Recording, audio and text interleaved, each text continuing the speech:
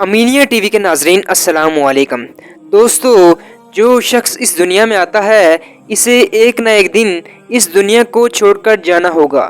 یہ دونوں تصاویر لاہور کے رہنے والے عاشم رضا کی ہیں اور دونوں تصاویر میں محض 1.5 سال کا فرق ہے۔ چند روز قبل اس دنیا فانی سے رخصت ہو گیا تھا۔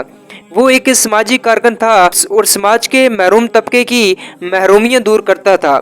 پچھلے برس فروری میں اسے معدے کی شدید تکلیف ہوئی اور چند ماہ بعد چھوٹی آنت اور معدے کا کینسر ہو گیا۔ اس نے اپنی بیماری کے متعلق بہت تفصیل میں سے لکھا ہے اور آخر میں اس کے نتیجے میں ملنے والے کچھ سبق کا ذکر کیا ہے۔ وہ کہتے ہیں کہ جیسا معدے نے ہضم کرنا چھوڑ دیا تو محض چند ماہ میں اس کا وزن تیزی سے گرنا شروع ہو گیا۔ روزمرہ کے تمام سرگرمیاں آہستہ آہستہ چھوٹ گئی اور میں بستر سے لگ گیا۔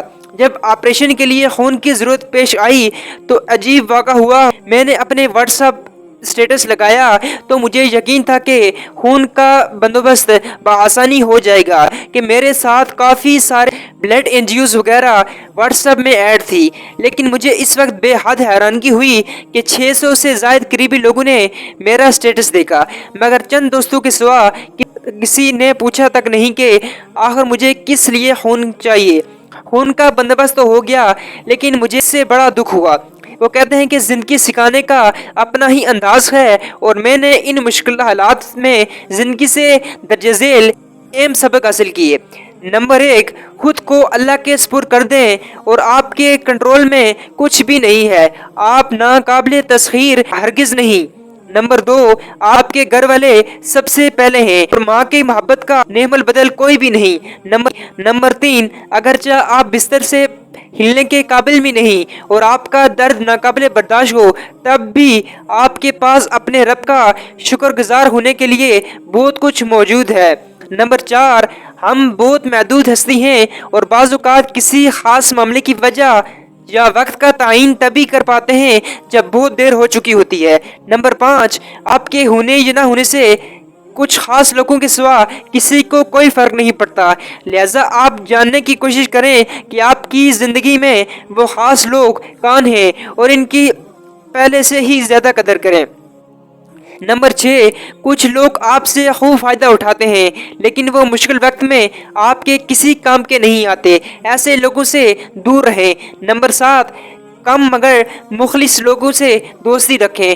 نمبر 8، زندگی میں مفت ملی ہوئی چھوٹی چھوٹی نعمتوں کی قدر کیجیے، کسی سے بات چیت، پارک میں چہل قدمی کریں، باقاعدہ کھانا کھائیں، ہنسنا، بھرپور نیند لینا اور چھوٹے موٹے کام کرنے کے قابل ہونا، یہ وہ نعمتیں ہیں جو شاید آپ کے لیے معمولی ہوں لیکن میں آج ان سے محروم ہوں اور ان سے ترستا ہوں۔ نمبر 9، اپنی مصروف زندگی سے وقت نکال کر کسی کی تیمارداری کرنا بیمار کے لیے بہت اہمیت رکھتا ہے، اس وجہ سے یہ ہمارے پیارے نبی کریم صلی اللہ علیہ وسلم کی سنت بھی ہے۔